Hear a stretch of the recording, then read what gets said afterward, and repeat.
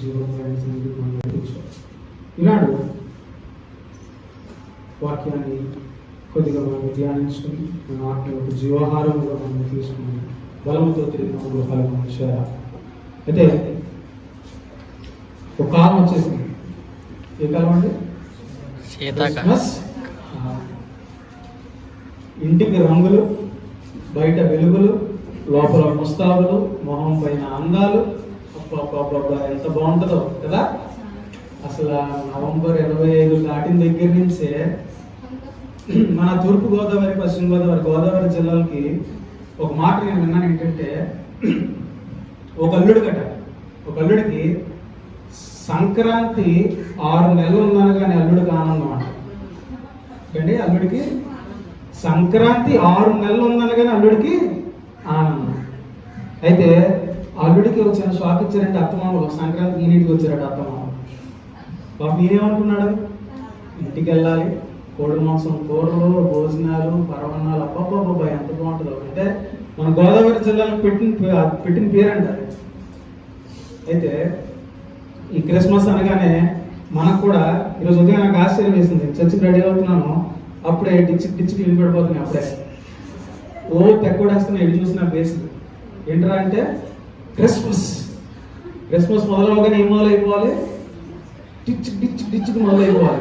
ఏ పాట అయినా ఎక్కడో పాత పాట కూడా తీసుకొచ్చి దానికి ఏలోకంలో మిక్స్లన్నీ కలిపేసి కూడా పాట ఏం అర్థం కావట్లేదు. అయితే ఉదయాన్నే ఒక పాట వింటున్నాను. ఏంటంటే జాన్ జబరాజ్ గారు రాశారన్నమాట పాట. ఆయన తత్వం ఎంత అనుకుందాం. అందులోనే ఏ పాట, తమిళ పాట. ఏ పాట అది మీ అందరికి తెలిసి ఉండదు. సూపర్ న్యాచురల్ పవర్ పాట. లిరిక్స్ మాత్రం చాలా అద్భుతం అండి. మరి ఆ పాట మరి ఎవరికి అర్థమైందో ఎవరికి అర్థం కాలేదో నాకు తెలిసి అర్థం అవ్వాల్సిన అవసరం లేదనుకుంటా. మనకేం కావాలో అంటా ఉంటుంటే ఆ లోపల రక్తం కూడా డిచ్చిగా పొందుతూ ఉంటుంటే చాలు మనకు. ఇంకా ఆ పాట ఏం చెప్తుంది, దాంట్లో అర్థం ఏంటి, దాంట్లో భావం ఏంటి, ఇవేమీ కూడా మనకి అక్కర్లేదు. అసలు పాట అద్భుతం అతిశయం ఇందాండ నడుపుకోగదు అంటే ఒక అద్భుతం, ఒక ఆశ్చర్యం ఈ సంవత్సరం నీ జీవితంలో జరుగుతుంది. ఆ తర్వాత ఉంటుంది కబులపడాదే అద్భుతంగా కూయపోగదే అంటూ. అంటే కంగారు పడకు, నీ జీవితంలో ఒక అద్భుతం జరుగుతుంది ఈ సంవత్సరం. అదేంటి అంటే మనకి పాట అంతా లిరిక్స్ మరి ఎంతమందికి అర్థమైందో తెలియదు. ఎందుకే ఆయన చెప్పిన అద్భుతం ఏంటంటే దేవరాజ్యం పేచిల్లే, దేవరాజ్యం బెలుతుల్లదే, దేవరాజ్యం పేచిల్లే, దేవరాజ్యం బెలుతుల్లదే. అంటే ఇంతగా ఆయన చెప్పిన అద్భుతం ఏంటంటే అంటే దేవుని రాజ్యం దూరంగా లేదు నాయన, నీ చేతి దగ్గరలోనే. ఎందుకని చెప్పింది అది. ఆయన ఈ సంవత్సరం జరుగుతున్న అద్భుతం, ఆశ్చర్యం ఏంటి అంటే ఏమంటే దేవుని రాజ్యం ఎక్కడో దూరంగా లేదు, నీ చెయ్య దూరంలోనే ఉంది. మన వాళ్ళకి లిరిక్స్ అర్థం కాదు. అబ్బా అద్భుతం, అతిశయం, సూపర్ న్యాచురల్ అంటే అయినప్పటికీ మన వాళ్ళకి ఇంకా అదొక్కటే పాపం. ఆయన అంత బాగున్న పాట రాశాడు. ఆయన ఈ సంవత్సరం నీ జీవితంలో ఒక అద్భుతం జరగబోతుంది, ఒక ఆశ్చర్యం జరగబోతుంది, ఎన్నో గొప్ప అద్భుతాలు నువ్వు చూడబోతున్నావు. ఆ అద్భుతాలు ఏంటయ్యా అంటే దేవుని రాజ్యం ఎంతో దూరం లేదు, నీ చెయ్య దూరం. ఇదంతా వదిలేస్తారు, ఇదంతా కాముకుంటారా అంతే. మొదటి సూపర్ న్యాచురల్ అంటే అనేటప్పుడు మన వాళ్ళకి ఆనందం. మన జీవితాలలో క్రిస్మస్లు ఇలా ఉండకూడదు. అయితే దీని అంతటికీ కారణం ఏంటి? జీవితం అంటే క్రిస్మస్ అనగానే రంగులు, స్టార్లు, బల్బులు, లైట్లు, క్రిస్మస్ అంతా అడవిడి. దీని అంతటికీ నాకు బైబిల్లో ఒక కారణం దొరికింది. ఎక్కడంటే యెహెజ్కేలు గ్రంథం 34వ అధ్యాయం. విశ్వాసులంతా తప్పుదారి పట్టడానికి, దేవుణ్ణి విడిచిపెట్టి లోకాన్ని వెంబడించడానికి బైబిల్లో నాకు ఒక కారణం దొరికింది. చూడండి, యెహెజ్కేలు గ్రంథం 34వ అధ్యాయము వెనువెంటనే యోహాను సువార్త 10వ అధ్యాయం 11వ వచనం కూడా తీసి పెట్టుకుంటాడు. ఇక నేను చెప్పినప్పుడు అక్కడ షిఫ్ట్ అయిపోదు. యెహెజ్కేలు గ్రంథం 34వ అధ్యాయము, అలాగే యోహాను సువార్త 10వ అధ్యాయం 11వ వచనం చదవండి. యెహెజ్కేలు 34 మొదటి చదవండి.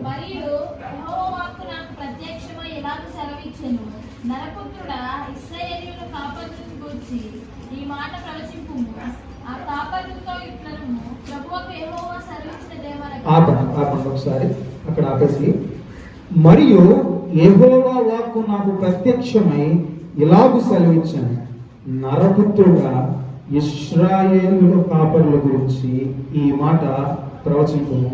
ఆ కాపరులతో ఇట్లను ప్రభువుకు యెహోవా సెలవిచ్చినదేమనగా, ఒకసారి యోహాను సువార్త 10వ అధ్యాయం 11వ వచనం.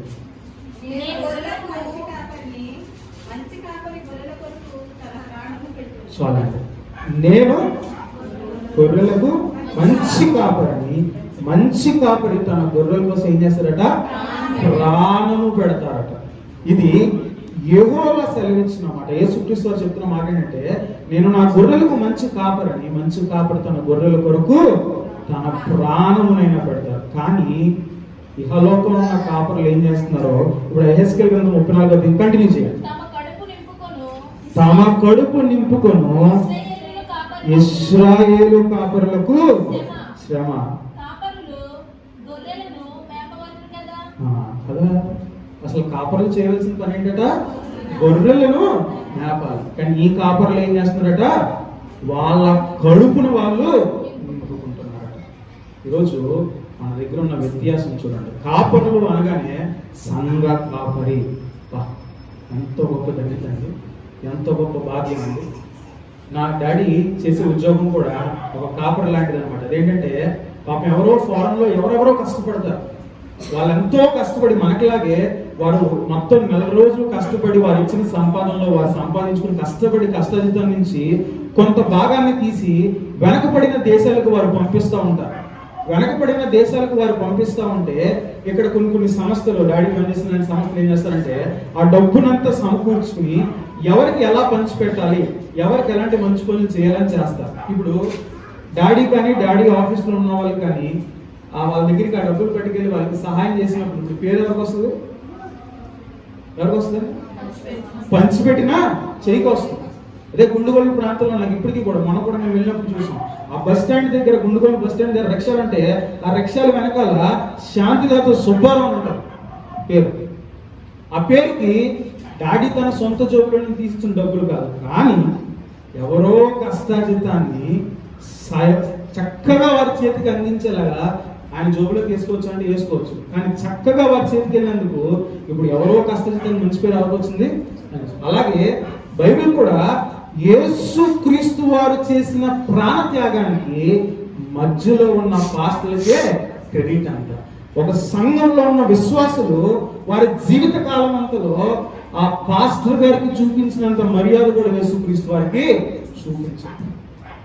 ఆ పాస్టర్ గారు ఆ వీధిలోకి వస్తున్నారు అనగానే లెగిసిపోతారు, కూర్చున్న ప్లేస్ నుంచి లెగిసిపోతూ ఉంటారు, దండాలు పెట్టేస్తూ ఉంటారు, చేతులు కట్టుకుని వంగిపోయి మాట్లాడేస్తూ ఉంటారు, ఏవేవో ఇచ్చేస్తూ ఉంటారు, టీలు కాఫీలు భోజనాలు అన్ని పడేస్తూ ఉంటారు. కానీ నిత్యము రక్షించు దేవుణ్ణి రోజుకు ఒక్కసారి కూడా జ్ఞాపకం చేసుకుంటారు.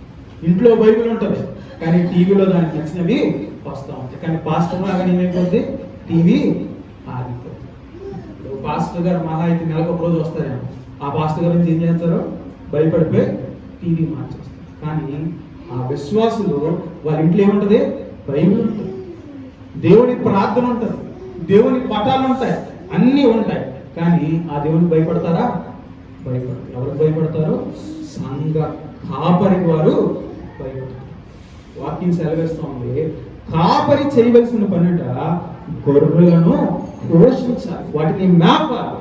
కానీ ఇక్కడ దేవుడు చెప్తున్న కాపర్లు ఏం చేస్తున్నారట? వారి కడుపును వారు నింపుకుంటున్నారు. తర్వాత చూడండి, చాలా భయంకరంగా ఉంటది. ఈనాటి కాలంలో జరుగుతున్న పనులే అవి.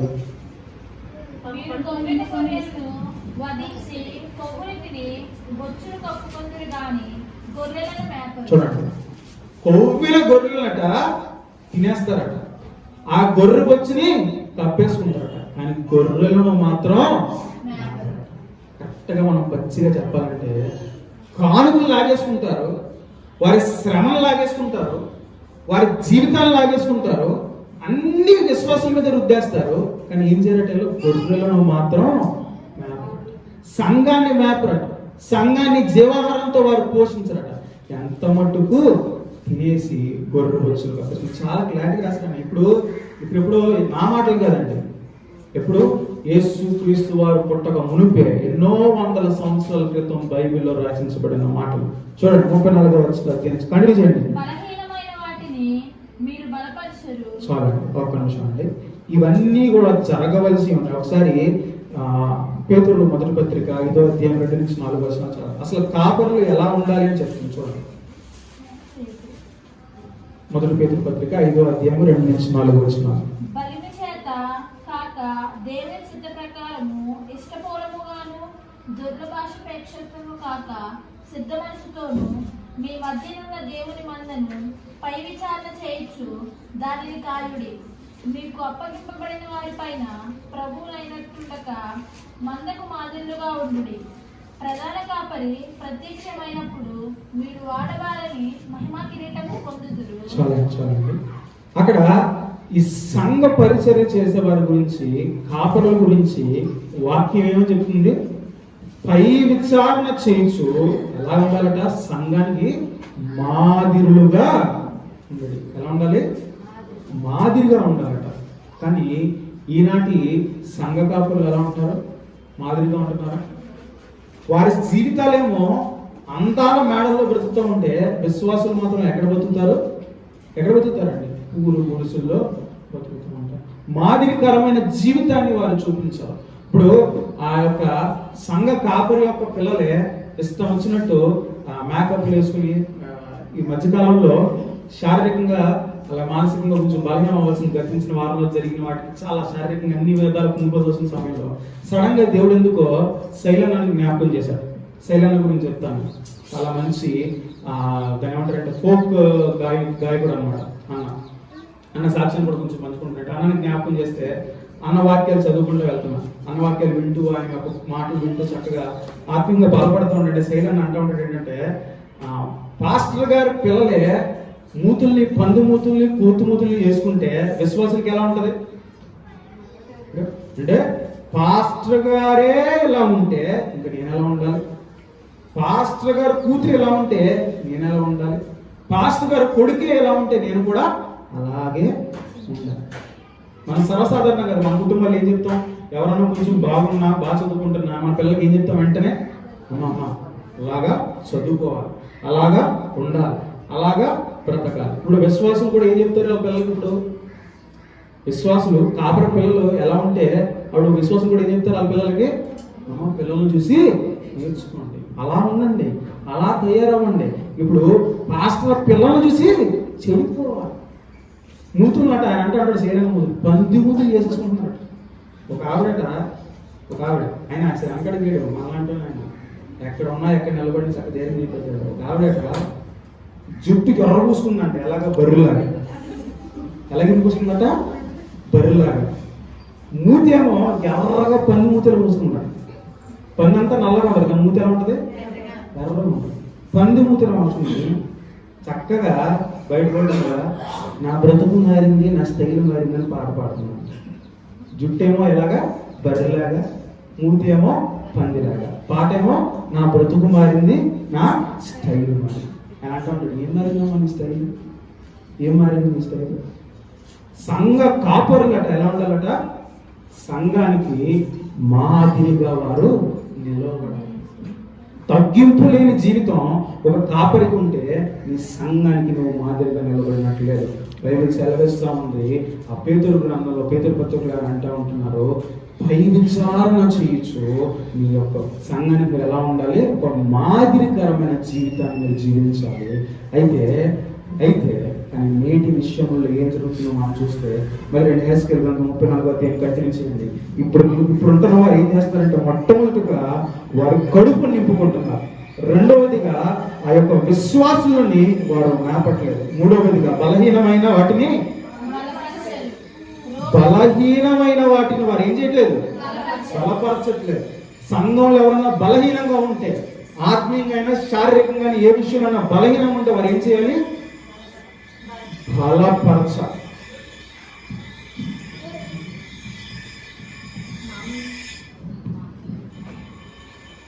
బలహీనంగా ఉన్న వారిని ఏం చేయాలి? బలపరచాలి. అది సంఘ కాపరికి ఉండవలసిన లక్షణం. ఈరోజు థియాలజీ చదివే ఒక పెద్ద ఆయన ఏమంటూ ఉంటాడు బెహం గారు. ఆయన ఒక మాట ఏం చెప్పారంటే, సంఘం అంట 100కు మించి ఉంటే అది ఒక సంఘం కింద పరిగణించుకోవాలి. ఎలా ఉండాలి? సంఘం 100కు మించి ఉంటే అది ఒక సంఘం కింద అది ఉండకూడదు. ఎందుకంటే కాపరి యొక్క పని ఏంటంటే ప్రతి గొర్రెని కూడా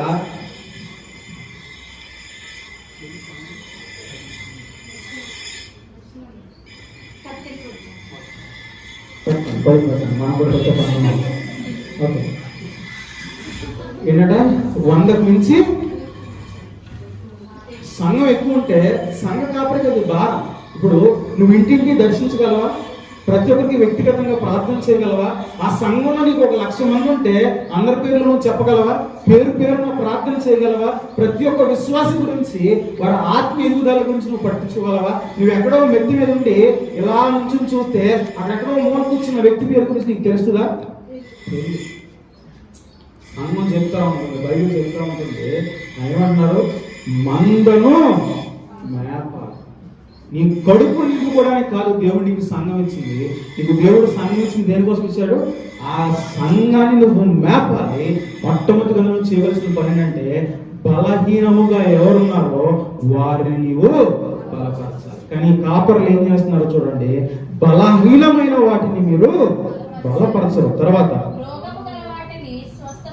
రోగము కలిగిన వాటిని కూడా మీరు స్వస్థపరచరు. నీకున్న స్వస్థత అంటే ఏంట్రా అంటే, నా దగ్గర కర్చీఫ్ కొని నూనెతోను నీకు స్వస్థత కలుగుతుంది. బైబిల్ చెప్పిన మాట ఏంటంటే, ఎవరికైనా అస్వస్థత కలిగిన ఎడలా సంఘ పెద్దలందరూ వాడి ఇంటికి వెళ్ళి, ఎక్కడికి వెళ్ళాలి? ఎక్కడికి వెళ్ళాలండి? వాడి ఇంటికి వెళ్ళాలి. నీ దగ్గరికి రప్పించుకుని ఒక 2 రూపాయలు 3 రూపాయలు పెట్టుకుంటున్న నూనె బాటిల్ని 200కి 300కి అమ్మి స్వస్థతను అమ్ముకోవడం కాదు. చేయవలసిన పని ఏంటి? పెద్దలతో కలిసి వాడి ఇంటికి వెళ్ళి వాడి తలకి నూనె రాసి వాడికి పరిచర్య చేయాలి. వాడి కోసం నువ్వు బాధ్యత తీసుకోవాలి. ఆ కుటుంబం కొరకు నువ్వు బాధ్యత తీసుకోవాలి. అది కాపరంటే. నేను కాలు మీద కాలేసి కూర్చుంటాను, ఏసీ మేడల్లో కూర్చుంటాను, ఏసీ కారులో కూర్చుంటానంటే దాని పరిచర్య అన్నారు. వ్యాపారం అంటారండి. అందుకే యేసుక్రీస్తు వారు సర్వశక్తిమంతుడై అత్యున్నత సింహాసనం మీద నిత్యుడు పరిశుద్ధుడు కొనియాడబడుతున్న దేవుడు ఎవరి పాదాలు కడిగాడండి? ఆయన శిష్యుల పాదాలు కడిగి మీరు కూడా ఇలాగే చేయాలి. ఎవరి పాదాలు? అందులో రాజులు ఉన్నారా? మంత్రులు ఉన్నారా? అధికారులు ఉన్నారా? చేపలు పట్టేవాళ్ళు ఉన్నారా? సుంకరులు ఉన్నారండి, పాపులు ఉన్నారండి. వాళ్ళందరి పాదములు ఆయన చూపించిన మాదిరికరమైన పరిచర్య. ఈరోజు బలహీనమైన వారిని వాడు బలపరచరట, రోగము కలిగిన వారిని వాడు స్వస్థపరచరట. తర్వాత చూడండి, గాయపడిన వాటికి కట్టుబడి కట్టు. తర్వాత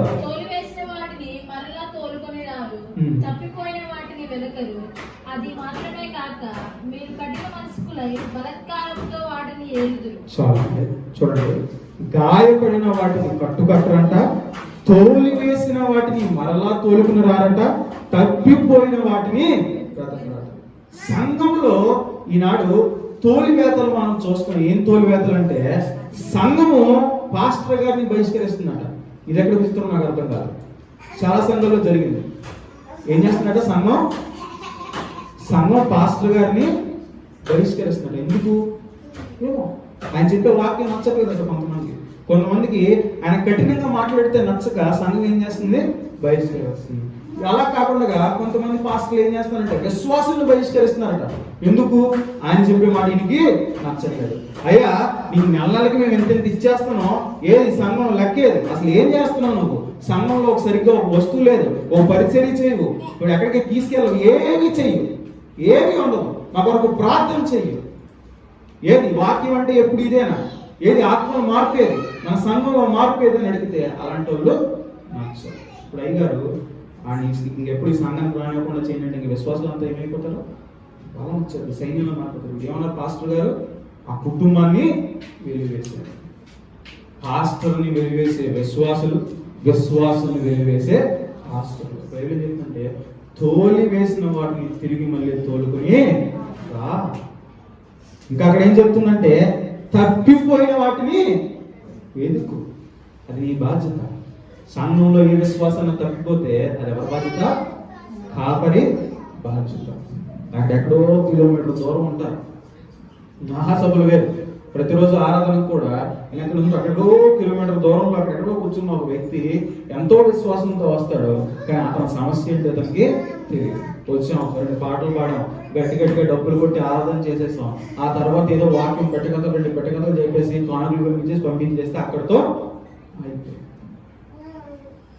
కానీ బైబిల్ చెప్తుంది తప్పిపోయిన వాటిని వెతికి రక్షించాల్సిన బాధ్యత ఎవరిదే?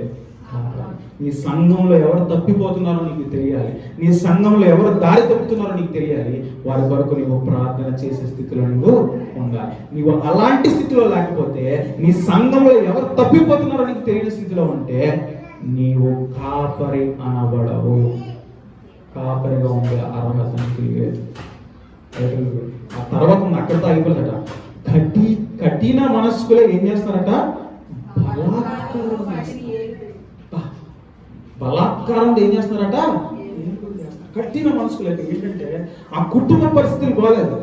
చెప్పడానికి నాకు కూడా సిగ్గేస్తుంది. ఏంటంటే ఇక్కడే విన్నాను, ఈ ప్రాంతంలోనే విన్నాను, కుటుంబాల పరిస్థితులు బాగోలేకపోయినా కఠిన మనసుకులై చెప్పేస్తున్నారు, మీ కుటుంబం ఎంత ఇవ్వాలి క్రిస్మస్, ఏమివ్వాలి? డబ్బు. ఏంటంటే కఠిన మనస్కులై బలాత్కారంతో ఏలుబడి చేస్తున్నారు. ఇంకేమొద్దు, ఆ కుటుంబ పరిస్థితి ఎలా ఉందో అక్కర్లేదు, వారి జీవితాలు ఎలా ఉన్నాయి అక్కర్లేదు, ఆ కుటుంబ సమస్యలు ఏమున్నాయి అక్కర్లేదు, కుటుంబానికి ఎంత ఇచ్చాయి అంతే, పాస్టర్కి ఎంత ఇచ్చే అంతే, వారకానికి ఎంత ఇచ్చే అంతే. 10 రూపాయలు వేసుకుని డైరెక్ట్ మొహమ్మద్ అడిగేస్తున్నారు. 7-10 ఎత్తున్నా 10 రూపాయలకి ఏమవుతుంది? ఈరోజు కొంచెం అడుక్కున్న వాళ్ళు నేమే రూపాయి ఇచ్చిన జాగ్రత్త మాట అనకూడదు, కానీ వారు కాపర్లు కాదనే దృష్టిలోనే నేను ఈ మాట అనగలుగుతున్నాను. కుటుంబ పరిస్థితులను అర్థం చేసుకోవాలి, వారి జీవిత విధానాన్ని అర్థం చేసుకోవాలి, వారికి ఉన్న అప్పులు, కష్టాలు, బాధలు, అయ్యో ఇన్ని శ్రమలలో నా సంఘం ఎలా ఇస్తుంది, వారి కుటుంబాన్ని ఎలాగ వారు పోషించుకోవాలి. అప్పుడే ఏమడిగేస్తారు? మొహం మీద సభల్లో డైరెక్ట్ గా రోడ్డు మీద జరుగుతున్న ప్రార్థనలు అడిగేస్తారండి. గృహపుడికి వచ్చి గతించిన సంవత్సరం క్రిస్మస్ లో, 1900 క్రిస్మస్ లో ప్రార్థన జరుగుతూ ఉంటే ప్రార్థన చివరిలో పాస్టర్లకు చెప్పే మాట అనేది, ఈ కుటుంబాలు ఇంకా డబ్బులు ఇవ్వకపోతే వచ్చే వారం నేను పేరు చెప్తాను. ఇప్పుడు ఏమైపోతుంది? సంఘంలో ఏమైపోవాలి? అమ్మో మా పేరు చెప్తే పరువు పోతుంది, పరిగెత్తి వాళ్ళ దగ్గర అప్పు చేసన్నా తీసుకెళ్ళి పాస్టర్ గారికి కట్టిక మనసుతో బలాత్కారంతో ఏలుబడి చేస్తున్నారు. డబ్బు. ఈరోజు నేను మాట్లాడుతున్న మాట కదా, బైబిల్ చెప్తా ఉంది, వారు గొర్రెలను వేలరు కానీ కడుపు నింపుకోవడానికి వారి పని. ఈరోజు ఏం చేస్తాడట? తన గొర్రెల కోసం ప్రాణాన్నైనా పెడతాడు.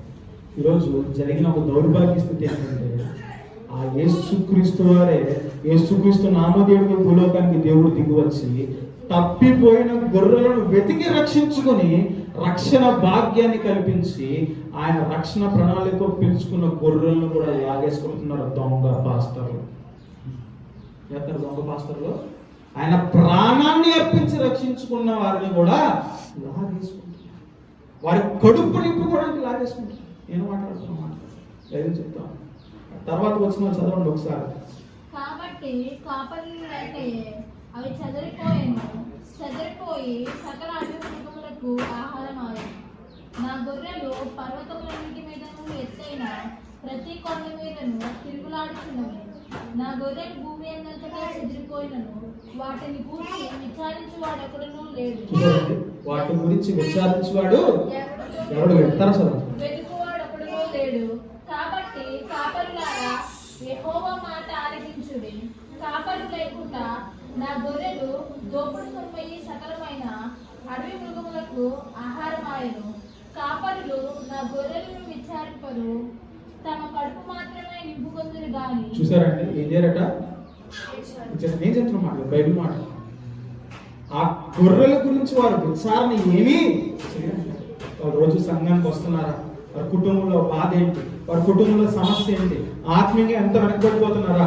బలంగా ఉన్నారా? బలహీనంగా ఏ విచారించుకుంటే ఏం చేస్తారా? కడుపు మాత్రం నింపుకుంటారా? అదే 9వ వచనం చదవండి ఒకసారి. కాబట్టి కాపరులారా, యెహోవా మాట ఆలకించుడి. ప్రభువైన యెహోవా సెలవిచ్చినది ఏమనగా, నా జీవము తోడు నేను ఆ కాపరులకు. ఎవరు చెప్తున్న మాట అంటే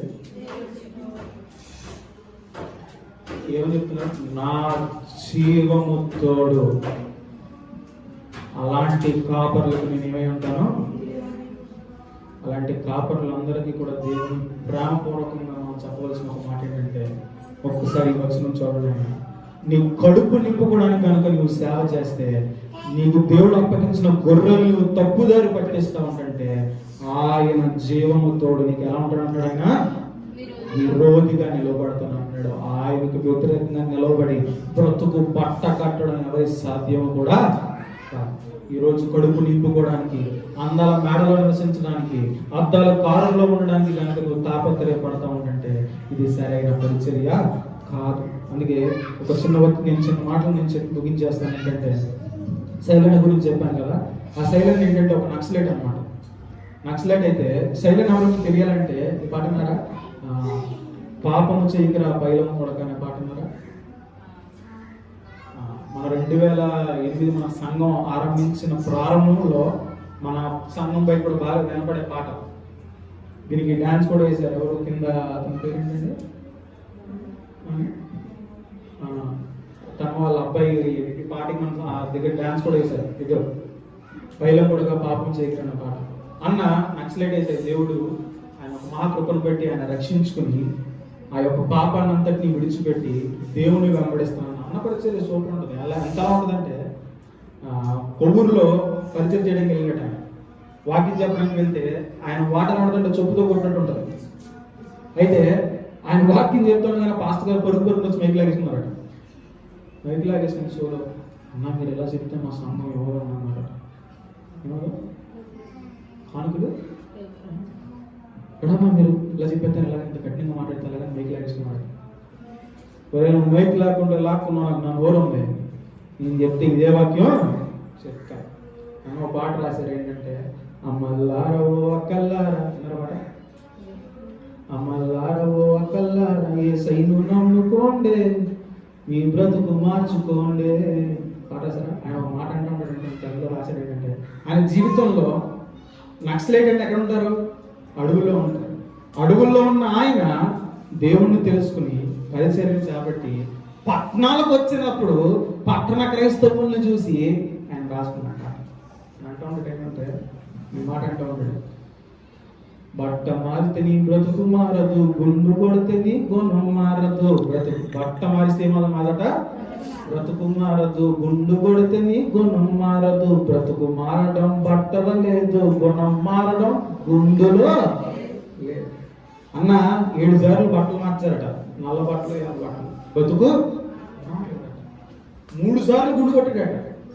3 సార్లు గుండు కొట్టినప్పుడు ఏమలేదు, గుణం మారలేదు. బ్రతుకు మారలేదు, గుణం మారలేదు. కొబ్బరి గుండ్రంగా ఉన్న ఉండేదట ఎప్పుడు అన్నకి గుండు, అయినా గుణం మారలేదు అని అంటూ ఉంటాడు. బట్ట మార్చినంత మాత్రాన బ్రతుకు మారిపోదు. నువ్వు గుండు కొడితే నీ గుణం మారిపోదు. ఏం మారాలంటే, నీ బ్రతుకు మారాలంటే, నీ గుణం మారాలంటే యేసయ్య దగ్గరికి నువ్వు యేసయ్యని నువ్వు అంగీకరించాలి. ఈరోజు పాస్టర్లు, విశ్వాసులు, రెవరెండ్లు ఇలా ఏం లేదు, అంతా ఒకటే. అందరం మారాలంటే, మన బ్రతుకు మారాలి, మన గుణం మారాలంటే యేసయ్యని నువ్వు నమ్ముకోవాలి. ఈరోజు మనం చూస్తూ ఉంటాం, ఈరోజు వెంటనే మంచి మంచి బట్టలు వేసుకుని హీరోయిన్లా రెడీ అయిపోవాలనుకుంటూ ఉంటారు. మనము 2 విధాలుగా ఆలోచించాలి. ఆయన పాట రాసిందేమో ఎర్ర బట్టలు, నల్ల బట్టలు. ఈ పాట మనలో కూడా అర్థం చేసుకోవాలి. బట్టలు మారితే మన బతుకు మారిపోద్దా? హీరోయిన్లకు మనం బట్టలు వేసుకున్న మాత్రం మనం హీరోయిన్ అయిపోతామా? హీరోయిన్ లాగా రెడీ అయిపోయి, హీరోలా రెడీ అయిపోయి ఫేస్బుక్లో ఇట్లలో ఫోటోలు పెడితే 2 లైకులు కొడితే మనం హీరోయిన్ అయిపోతామా? ఆ 2 లైకుల కోసం ఎంత పరితాపమో, ఆ ఆ 2 లైకుల కోసం ఎంత దిగజారుతుందో. ఒకప్పుడు రికార్డింగ్ డ్యాన్స్ అని ఉండేవాడు. దేవుని మహాకరం బట్టి ఇప్పుడు మాకు చదివిస్తుంది దక్కలేదు అనుకోండి. రికార్డింగ్ డ్యాన్స్లని ఉండేవాడు. ఆ రికార్డింగ్ డ్యాన్స్లు ఏం చేస్తారట? ఏం చేస్తారు? బతుకు తెరువు కోసం, 2 రూపాయలు సంపాదించుకోవడం కోసం పాపం ఊరూరా తిరిగి ఏం చేస్తారు? డ్యాన్స్ చేస్తారు. ఇప్పుడు అందరూ రికార్డ్ డ్యాన్సర్లే, కాకపోతే ఫ్రీ. తప్పలేదు, అందరు రికార్డ్ డాన్సర్లే, కాకపోతే ఫ్రీ ఆఫ్ కాస్ట్. ఎందుకు? కెమెరా ముందెట్టు తైదాలి అప్పుడు. అయ్యా అదే అండి, అంటే మనకి షాపింగ్ మాల్లే, బీచ్లే ఏమీలే. ఓ 10 మంది తిరుగుతున్న కెమెరెట్టు ముందు డ్యాన్స్ ఆడి అప్లోడ్ చేసి ఆ బట్టలు ఉంటాయో చూసుకోరు. కుర్రలు అంతే, వీళ్ళు అంతే. ఇదికేమో కింద దాకా జారిపోద్ది. డ్యాన్సులు ఆడితే మన దరిద్రం అది. ఈవిడ గారేమో వేసుకోరు, కరెక్ట్గా టిప్పు వేస్తారు ఇక్కడ దాకా నడున్నాక. చెయ్యితే పైకి వేసుకోవాలి, వంగుంటే ముందుకు వెళ్ళిపోవాలి. దరిద్రం. ఎవరి మొహం చూసుకోగలండి? చెప్పండి. మన మొహం ఏముంటుందో మనం చెప్పి గుర్తుంటుందా? ఎవరు గుర్తుంటుంది? ఎప్పుడు మన ఎదురు నుండి మనం చూసేవాళ్ళు మన మొహం అంటే ఎక్కడ కనబడుతుంది? ఎక్కడ కనబడుతుంది మన మొహం? నేను అనుకోవచ్చు, ఆ హీరోలో భలే ఉంటాను రా, నా మొహం ఎంత బాగుందో ఎక్కడ కనబడుతుంది? ఈరోజు యవనస్తులు అంటే బట్టలు మారిస్తే బ్రతుకు మారిపోయింది అనుకుంటున్నారు. ఏమనుకుంటున్నారు? బట్టలు మారిస్తే నేను నేను మన సంఘానికి ఎవరైనా పిలవాలి పాస్టర్లు అని అనుకుంటే అందులో ఆ పరిచర్లో ఖచ్చితంగా మొట్టమొదటి స్థానంలో శైలమ్మ పేరే ఉంటుంది. శైలమ్మ ఖచ్చితంగా ఒకసారి మనం ఎంతైనా దేవుని ప్రాధేయపడాన్ని రప్పించుకోవాలి. ఒకసారి శైలమ్మ అన్నతో ఒకసారి మాట్లాడే అవకాశం మళ్ళీ దొరికితే, ఒకసారి మాట్లాడి ఇంకోసారి దొరికితే ఇది చెప్తాను, అన్న ఈసారి బట్టలు మార్చడం, గుండు కొట్టడంతో పాటు ఈ ట్రెండీ బట్టలోనూ ఈ జుట్లు గురించి కూడా రాయన్నా అంట. ఎందుకు? ఆయన రాసింది అది. ఇప్పుడు ఏం చేస్తున్నారు? బట్టలు మారిస్తే బ్రతుకు మారిపోయింది అనుకుంటున్నారు, హెయిర్ స్టైల్ మారిస్తే హీరో అయిపోయింది అనుకుంటున్నారు. కానీ వీటిల్లో జీవితం లేదని మనం గమనించాలి. అయితే ఈ మాట ఎందుకు చెప్తానంటే, సంఘ కాపురులు ఈ విషయాలు చెప్తే సంఘం ఎక్కడ మానేస్తుంది, యువత ఎక్కడ మానేస్తుంది అని వారికి ఈరోజు మనం అందరం గమనించాలి. సమయం మన దగ్గర మనం కొద్దిగా ఉన్నప్పుడు బట్టలు మారిస్తే మన బ్రతుకు మారిపోదు.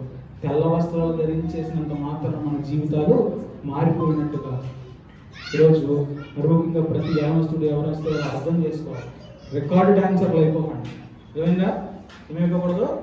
రికార్డు అది వారి జీవిత దాన్ని ఏదో అంటారండి, బతుకు తెరువు.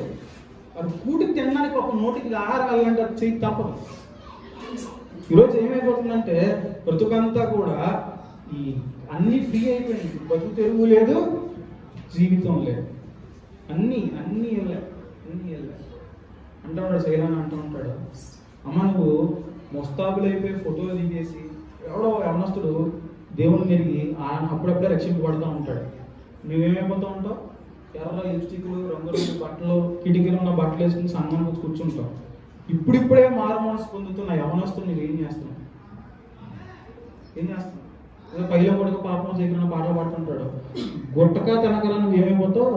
గుట్టుక్కొని పోతావు. గుట్టుక్కొని పోతావు. పొగ తాగకర నువ్వు పొగలో కలిసిపోతావు. యవనస్తుడికి ఇలాంటి వాక్యం చెప్పేవారు కరువు అయిపోయారు. వాక్యం చేత హెచ్చరించలేకపోతున్నారు. అంతా ఏమైపోయిందంటే ఈరోజు పరిచర్య అంతా కడుపు కోసం తినాలి. డబ్బులన్నీ అనికేసేయాలి. కాబట్టి ఈరోజు మనందరం కూడా వాక్యం ద్వారా హెచ్చరింపబడాల్సిన విషయం ఏంటంటే, మనం యవనస్తులు కూడా చెప్తున్నాను, సమయం మీ దగ్గర ఉన్నప్పుడు ఇహలోకంలో క్షణం కనబడి ఈరోజు 2 లైకులు కొట్టినంత మాత్రాన 2 లైకులు మీ ఫోటోల కోసం దిగజారుడు తత్వానికి మీరు వెళ్ళిపోకండి. వస్త్రాలు ఈనాడు తమిళనాడులో జరిగింది ఒక సంఘటన నేను చెప్తాను చూడండి. ఒక ఆవిడట చెప్పేసి ముగించేస్తాను, ఎందుకంటే దేవుడు తలాంపులు ఇచ్చారు. ఏంటంటే తమిళనాడులో ఒక అమ్మాయి చక్కగా పెళ్ళైంది. మా హస్బెండ్ ఏమో అస్సాంలో పనిచేస్తూ ఉంటాడు, మిలిటరీ ఆయన, జవాన్. పాపం ఆయనకు ఒక కుమార్తె కూడా ఉంది, చిన్నపిల్ల. ఆయన పనుల మీద ఆయన వెళ్ళిపోయాడు. ఇప్పుడు ఇంటికి ఒంటరితనంగా ఉంటే పాపం ఏం చేయాలో తెలియదు, మొదలెట్టిందంట టిక్ టాక్. ఇప్పుడు అది టిక్ టాక్ మొదలెట్టిందంట. ఇందులో ఇప్పుడు రెండు మూడు సార్లు వీడియోలు పెట్టడం, పని పాటలు 800 దానికి లైక్ కొట్టడం, ఓ 10 లైక్లు రాగానే సెలబ్రిటీ ఫీలింగ్లోకి వెళ్ళిపోయిందంట. ఏమైపోయింది? ఏ ఫీలింగ్లోకి? Celebrity feeling. నాకు 10 మంది లైక్ కొట్టారు అంటే మొదలెట్టిందంట. ఇప్పుడు జనాలంతా ఎలా ఉంటారంటే బయట ఆనందం కోసం చూస్తూ ఉంటారు. ఈవిడ వాళ్ళకి ఆనందం ఇవ్వడానికి స్లోగా దిగజారిపోవడం మొదలుపెట్టిందంట. అసభ్యకరమైన పదజాలాలు వాడటం మొదలుపెట్టిందంట. అసభ్యకరమైన దేనికోసం? లైక్ల కోసం. ఇది ఒక వ్యసనం కింద మారిపోయిందంట. మారిపోయి భర్తకు తెలిస్తే భర్తతో గొడవపడి విడిపోయి కూతురుని తీసుకెళ్ళిపోయి సపరేట్గా కూడా ఉంటుందంట. ఇలాగ అసభ్యం చేస్తే ఈ ఒకరు అంటే ఎవరి మీద అసభ్యకరంగా మాట్లాడటం వల్ల వీడి మీద కేసు వేస్తే జైల్లోకి వెళ్ళిపోయింది. చూడండి, భర్తకి దూరం అయిపోయి చిన్న కూతురు అనాథగా మిగిలిపోయి ఏం సాధించింది ఈనాడు? నిజంగా పాస్టర్లని లేదు, ఇదని లేదు. జీవితంలో క్షణం దొరికే ఆనందం కోసం ఇదే జీవితం అనుకుంటూ అందరూ దిగజారిపోతున్నారు. నా సంఘం ఏదో ఇంత అయిపోవాలని చెప్పి పాస్టర్లో దిగజారిపోయి, నా జీవితం ఏదో చేసేసుకోవాలని విశ్వాసంలో దిగజారిపోయి, అందరూ దిగజారిపోయి ఆనాడు యేసుక్రీస్తు వారి శిలువలో ప్రాణత్యాగం ఎందుకు చేశారో కూడా తెలియనంత దౌర్భాగ్యంగా తయారైంది క్రైస్తవ సమాజం. కాబట్టి ఈరోజు మన జీవితాన్ని ప్రభు యేసుకు మనం సమర్పించుకుని ఆయన వెంబడి నడిస్తే దేవుడు గొప్ప ఆశీర్వాదాలు మనకి దయచేస్తాడు.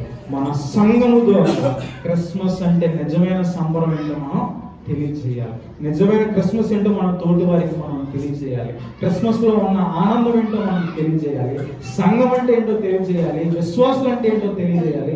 సంఘ కాపరి ఎలా ఉండాలో మనం తెలియజేయాలి. క్రైస్తవ యవనస్తురాలు ఎలా ఉండాలో తెలియాలి. భార్య భర్తలు ఎలా ఉండాలో తెలియాలి. కుటుంబం అంటే ఏంటో తెలియాలి. మనం మాదిరికరమైన వారిగా మనము నిలబడాలి. అటువంటి గొప్ప భాగ్యకరమైన జీవితం మనకి దేవుడు దయచేయను గాక. ఆమేన్. మొదలగా మోకరించినట్టు